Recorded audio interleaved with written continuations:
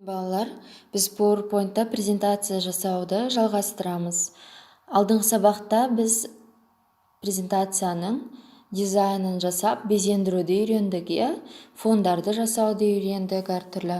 Ал енді осы сабақта біз презентацияға нысандар кірістіруді үйренетін боламыз. Қандай нысандарды білесіңдер? Яғни олар мәтін болуы мүмкін, суреттер болуы мүмкін, фигуралар болуы мүмкін, дыбыс және видеоларды да біз нысан ретінде презентациямызға кірістіре алады екенбіз. Осыны қалай біз телефонда жасаймыз? Ал үйренейік. Жаңадан презентация ашамын. Макетін пустой қылып таңдап аламын. Бірінші мәтін қосуды өздерің де білесіңдер, осы күнге дейін жасап, су, тіршілік, көзі деп жазайын. Бұл мәтінмен біз не істей аламыз? Оның түсін өзгерте аламыз, шрифттерін өзгерте аламыз. Қалың жырны, яғни өлшемін өзгерте аламыз. Стилін өзгерте аламыз.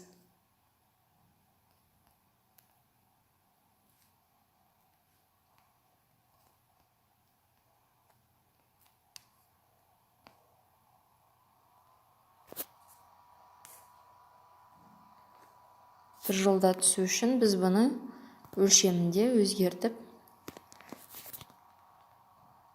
қолымыздың, саусағымыздың көмегімен былай жылжытып қоя аламыз. Ал енді одан кейін біз сурет кірістіруді қарастырып көрейік. Ол үшін бізге нысандарды кірістіру үшін бізге міндетті түрде мәзірдің ішінен вставить мәзір, яғни кірістіру мәзірін пайдалану керек. Бұның ішінде міне рисунки деген бар, фотографияның ішінен біз өзімізге керектіні таңдайық. Мысалы, мені суреті қойғым келеді. Готовыны басамыз. Міне. Су, тіршілік көзі суретіміз астында тұр. Суретті осылай кірістіре аламыз. Одан кейін кірістірген суретіміздің стилін, эффект для рисунканы пайдаланып, эффекттерін өзгерте аламыз. Мысалы, стильдің ішінде оны әртүрлі қиылған, немесе дөңгелек тәрізді қылып, көлеңкесі бар қылып, өзгертіп, өзіміз қалағанымызша сәндей аламыз. Мына жерден бұлай жасауға да болады. Немесе рамка, яғни рамкаларда жасауға болады. Өзіміздің қалағанымызды, өзімізге қажетін таңдаймыз. Эффекттің ішінен тень, яғни көлеңкені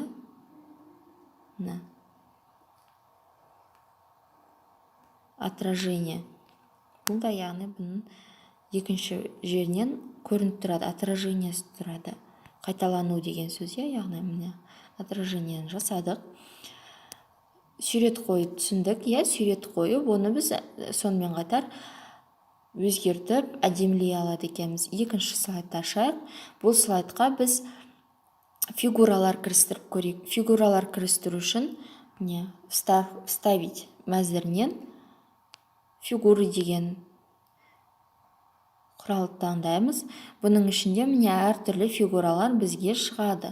Осының ішінен өзімізге қажетін таңдаймыз. Мысалы, мен дөңгелекті таңдағым келеді.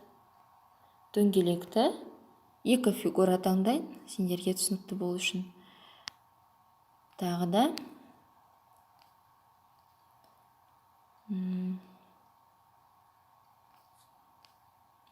стрелканы таңдайын, меңзерді.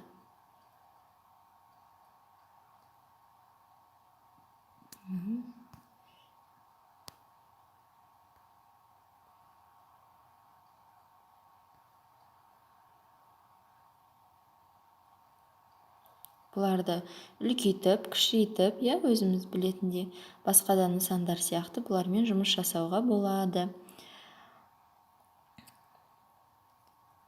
Тағы бір фигура қойын.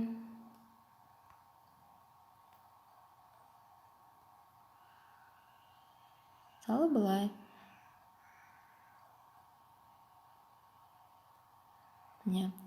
Бұл фигураларды жай ғана қойып қоймай, одан ары қарай біз бұлармен әртүрлі өзгерістерді енгізе аламыз. Міне суреттің фигураның түсін өзгерте аламыз. Мысалы, міне сұр түсті. Мұнда қандай болсын бізге? Жасыл түсті болсын, е? Ал мынауымыз тағы басқа түсін таңдап көрейік.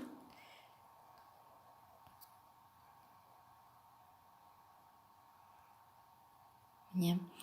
Сонымен қатар фигуралардың стилін ғана емес, контур деген, яғни бұның сыртқы бөлігі, сызықтар, сыртындағы, мысалы, мен сұр түске сұр емес қараны таңдап көрейін. Байқаған болсаңдар, мына контуры, яғни сыртқы бөлігі қара сызықпен сызылды. Контур деген сол. Ал заливка деген оның ішкі бөлігінің түсі. Мысалы, мені заливканы өзгертсек, ішкі бөлігінің түсі өзгереді. Мұнда біз намазыр арқылы бұны передний, яғни алдыға шығарамыз ба, бұны артына керісінше жібереміз ба, соны анықтай аламыз. Мысалы, қазір сендер байқаған болсаңдар, шеңбердің үстіне стрелкамыз шығып тұр, керісінше біз шеңберді алдыңғы қатарға шығарғымыз келсе, переместить вперед дегенді басамыз. Міне алдыңғы қатарымызға шықты. Осылай өзгерістер енгізе алады екенбіз.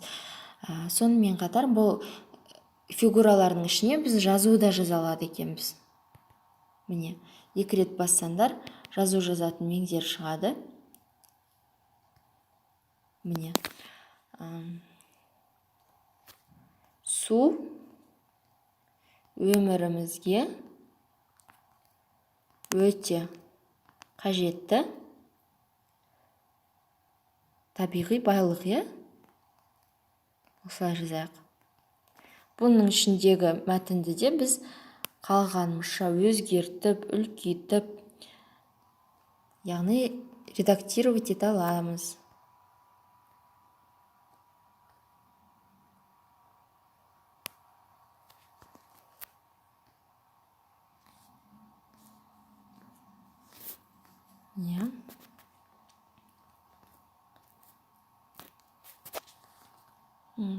Табиғи байлық. Үшбұрыштың ішіне де жаза аламыз. Міне, 2 рет басса қойсаңдар, сендерге жазатын меңзер шығады. Суды босқа жұмсамай,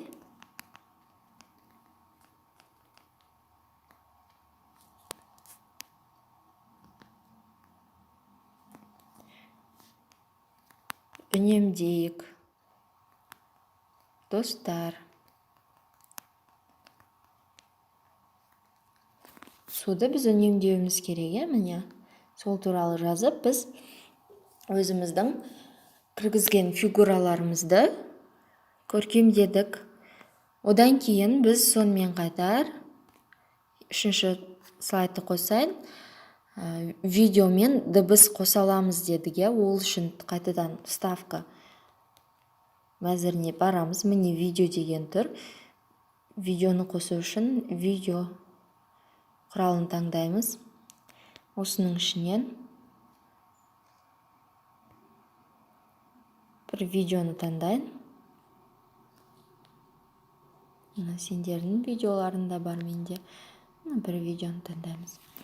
Өзіміз бұны кішірейте аламыз, үлкейте аламыз. Кішірейтіп, үлкейтіп, астына мысалы қандай видео екенін жазып қоюларыңа да болады. Сонымен қатар бұған звук, яғни дыбыс қосып та көрейік. Аудио деген таңдаймыз. Мысалы, менде бір ғана музыка бар екен.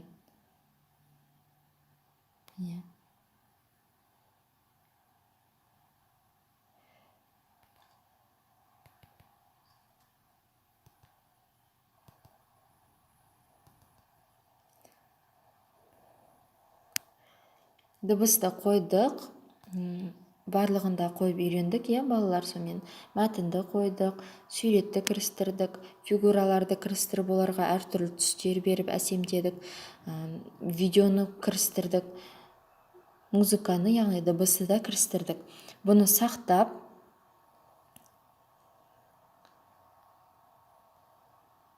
сохранить как деп, өзіміз қалған жерімізге сақтайық. Презентация емес, нысандар кірістіру, немесе су тіршілік көзі деп сақтап қояйық. Бұны қай жерден табамыз? Дұрыс. My файлы папкасының ішінен өзіміздің папкамызды таңдап аламыз. Біздің папкамыз Downloads. Міне су тіршілік көзі. Ашып қарайық.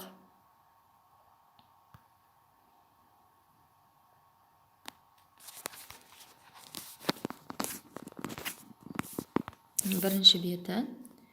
Келесі бетке ауыстырамыз. Екінші беті міне. Үшінші беті. Міне. Музыкамыз шығып тұр. Видеомызда қойып тұр. Міне былай тоқтатуға болады. Видеоны былай тоқтатып, немесе жылжытуға да болады, міне көргендеріндей.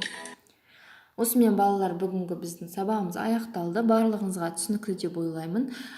Өздеріңіздің телефондарыңызда осыларды жасап көріңіздер, үйреніңіздер. Сау болыңыздар.